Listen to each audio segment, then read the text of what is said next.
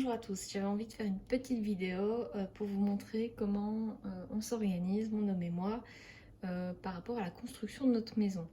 Donc en fait nous sommes en train de faire construire notre petit nid d'amour et c'est un projet qui prend quand même pas mal de temps, hein. Entre le moment où vous voyez le terrain, l'endroit de rêve où vous voulez vivre, le moment où vous rencontrez un architecte, faites des plans et puis construisez votre maison et enfin aménagez, il se passe facilement 2 ans, du moins en Belgique, hein. Je ne sais pas comment ça se passe ailleurs, mais vous avez une bonne année de construction et une bonne année pour l'achat du terrain, la rencontre avec l'architecte, la remise du permis, l'acceptation du permis, tout ça, ça prend du temps. Alors justement cette année, ça concordait avec le moment où j'ai acheté mon premier planeur. Donc j'ai pris un planeur de format classique. Alors pour vous donner une idée de ce qu'est le format classique, voici un format A5 Atoma. Vous voyez que c'est légèrement plus grand. Donc c'est un format pas forcément facile à emporter dans son sac à main, en fonction de la taille du sac évidemment. Mais ça reste pas trop gros et donc pour à la maison, moi je trouvais ça très pratique. Donc ici moi j'avais pris un layout vertical. Il faut savoir que je ne savais pas du tout qu'il y avait plusieurs layouts à l'époque et que j'ai pris celui qui était en promotion en me disant je vais voir si ça me plaît. Le layout vertical, moi au début je voyais ça matin, après-midi, soir. Sachant que du lundi au vendredi je travaille et que matin et après-midi, donc je suis au travail, j'ai pas grand chose à noter parce qu'au travail je travaille beaucoup avec un agenda Outlook. J'ai énormément parfois de réunions sur une journée et alors il y en a qui sont annulées, il y en a qui se remettent, il y en a qui bougent de place. C'est impossible de travailler sur papier. Et donc vous voyez que mes premières semaines dans mon agenda, oui j'ai des activités le soir. Là j'ai absolument rien du tout, je travaille. Ici je commençais peut-être à mettre la to-do list du week-end pour remplir un petit peu. Et finalement, le week-end, en effet, j'avais des petits rendez-vous, des petites activités, je voyais mes amis. Ensuite, vous voyez, ah oui, là, il y avait un team building. Donc, en effet, on a fait quelque chose de sympa au boulot, je l'ai noté. Donc, mon planeur, c'est d'une part pour planifier, certes, mais je m'en sers un petit peu aussi comme memory. Donc, ça me sert à me rappeler quand ont lieu les choses. Et quand je fais mon album de scrapbooking, qui est plutôt un album qui évolue, donc qui est chronologique, je me sers de mon planeur. Alors, j'ai vu dans une vidéo d'une américaine qui expliquait le layout vertical, parce que sur le coup, après j'ai découvert qu'il y avait le layout dashboard qui m'ira beaucoup mieux.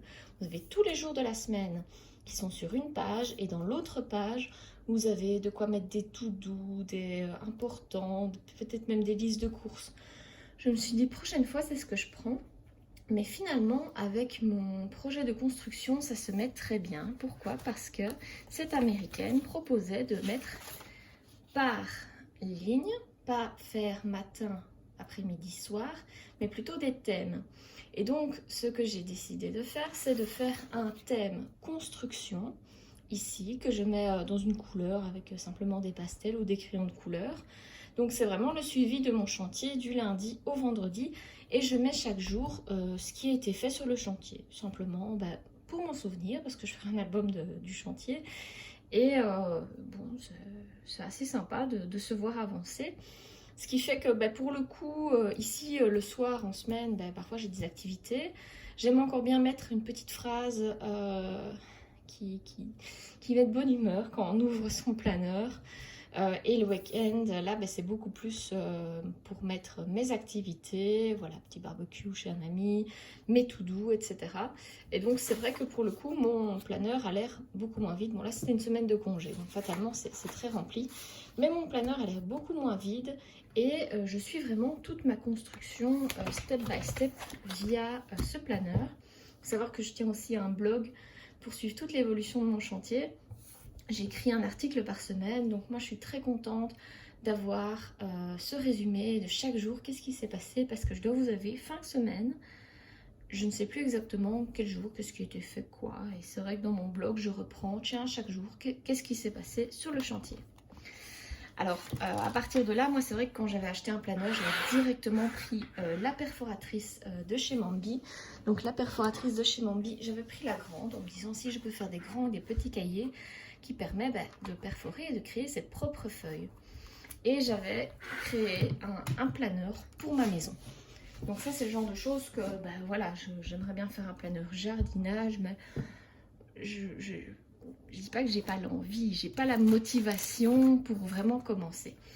Alors, j'avais simplement pris du papier de chez Action, du papier cartonné, vous voyez, il est un petit peu rose ici, à l'intérieur il est fleuri, c'est très très sympa. J'avais perforé ce papier, ensuite j'ai plastifié la couverture. Une fois que c'est plastifié, vous ne pouvez plus utiliser la perforatrice de chez Mambi. Apparemment, elle n'est pas assez puissante. Moi, j'ai même pas essayé, j'ai pas voulu l'abîmer. Et donc, ce que j'ai fait, tout simplement, comme j'avais déjà perforé ici, j'ai pris une perforatrice. Vous pouvez prendre une classique ou un trou, faire un trou et au ciseau, aller faire la petite barre. Donc ça prend un petit peu de temps. Mais bon, pour le coup, j'avais une couverture. Notre maison, je n'ai pas une très belle écriture, je ne sais pas faire de calligraphie, donc moi, j'utilise des pochoirs. J'avais un petit sticker sympa. Et j'ai acheté des anneaux de chez Mambi en métal, un petit peu rosé comme ça. C'est très girly, c'est très très très sympa. Alors, à l'intérieur, donc ça c'est des vieilles notes que j'avais pris dans un simple cahier à Thomas. Je les laisse là parce que je les ai pas remis au propre, c'est des vieilles choses. Et j'ai fait plusieurs catégories. Une catégorie time, qui permet de suivre le temps. Une catégorie budget. Et une catégorie ici contact. Alors l'idée c'est de pouvoir rajouter des catégories petit à petit. Par exemple une catégorie jardin, mais pour le moment le jardin, on n'y pense pas énormément. Alors dans la catégorie time, en fait j'ai simplement pris des feuilles de papier 100 grammes où j'ai mis du washi tape ici pour renforcer au moment des perforations et pour avoir un bord net. Et donc ici moi j'ai fait un event tracker et je mets les dates importantes ou moins importantes. Enfin, j'en mets quand même déjà pas mal. Mais vous voyez là on a été choisir la cuisine. Là voilà, on a eu le permis accepté, donc j'ai mis un petit sticker. Ok, j'essaie d'un petit peu égayer tout ça. Alors ça c'est un expense tracker où là, vous voyez, j'ai même mis par année. Je note chaque facture qu'on paye.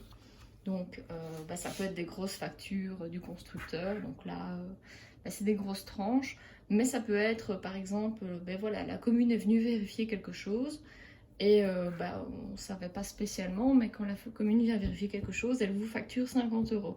Donc voilà, on pourra vraiment faire le total de la construction à la fin. Alors après, il y a la partie budget.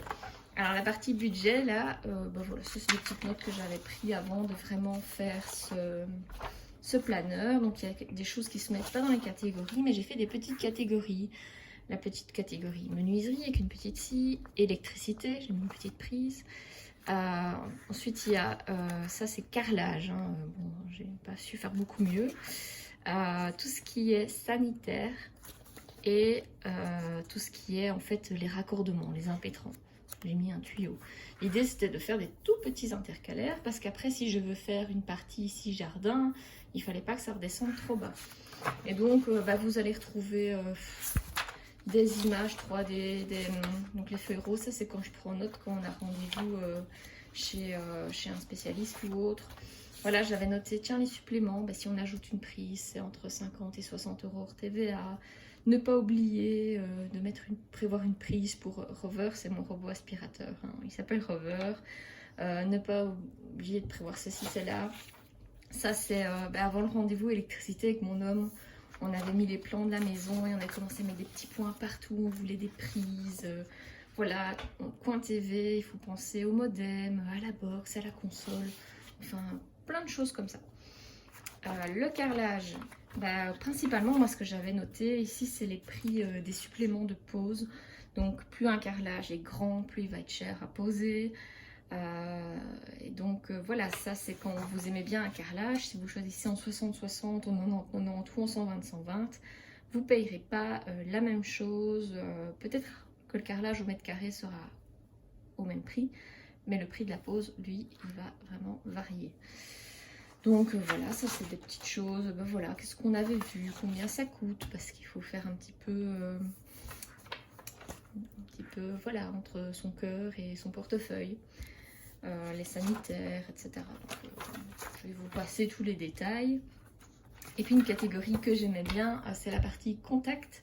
Alors là, j'ai mis plein de post-it parce que voilà, je me dis que tout le monde n'a pas envie d'avoir ses coordonnées affichées sur YouTube. Donc vous voyez, par exemple, j'ai l'architecte ici.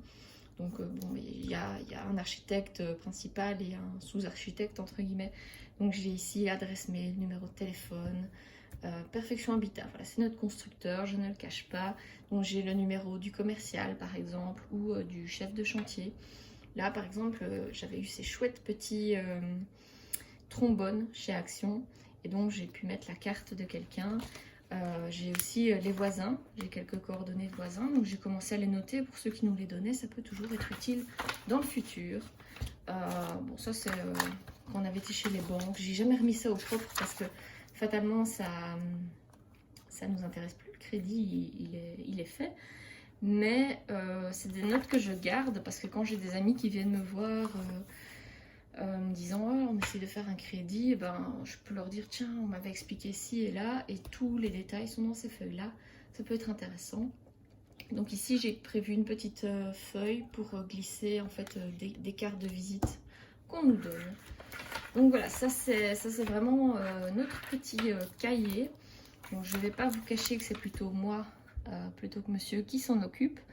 Mais l'idée, c'est de le tenir à jour. Je crois que c'est un bon souvenir à garder. En attendant, c'est un très bon outil pour le moment. Et tout est vraiment au même endroit. Alors, après, pour le format, c'est vrai que là, j'ai tenu le format classique de façon à pouvoir insérer des pages que j'achète au format classique. Le format A4 n'est pas inintéressant parce que votre constructeur va vous fournir pas mal de documents qui seront au format A4, que ce soit des factures, des devis ou même des plans. Il y a certains plans qu'on peut avoir au format A4. Donc le format A4 à refaire reste une chouette idée. Moi ce que j'aime bien avec celui-là, c'est que je peux facilement glisser dans mon sac à main. Donc, normalement A4 devrait rentrer dedans. Et donc quand on a rendez-vous, moi j'ai ça avec moi, j'ai une catégorie pour prendre des notes. Après je remets tout bien au propre ou pas en fonction de la propreté de mes notes instantanées.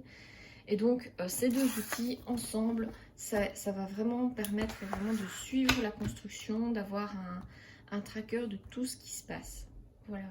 Donc j'espère que ça vous a plu, que ça vous a peut-être donné des idées d'organisation. N'hésitez pas à mettre en commentaire ce que vous en pensez. Maintenant, vous voyez, ça c'est ma façon de m'organiser. Ça ne peut pas plaire à tout le monde, ça c'est clair. Certains vont dire que c'est une perte de temps. Pensez-y ce que vous voulez. Moi, ça fonctionne très bien comme ça. Savoir que je travaille beaucoup sur ordinateur au boulot et donc parfois à la maison, j'ai envie de retourner sur papier. Même si je suis d'accord, un bon tableau Excel, c'est vachement pratique. N'hésitez pas non plus à me dire, tiens, vous aussi, vous avez peut-être créé un planeur pour traquer un événement particulier. Je suis curieuse de voir vos réalisations.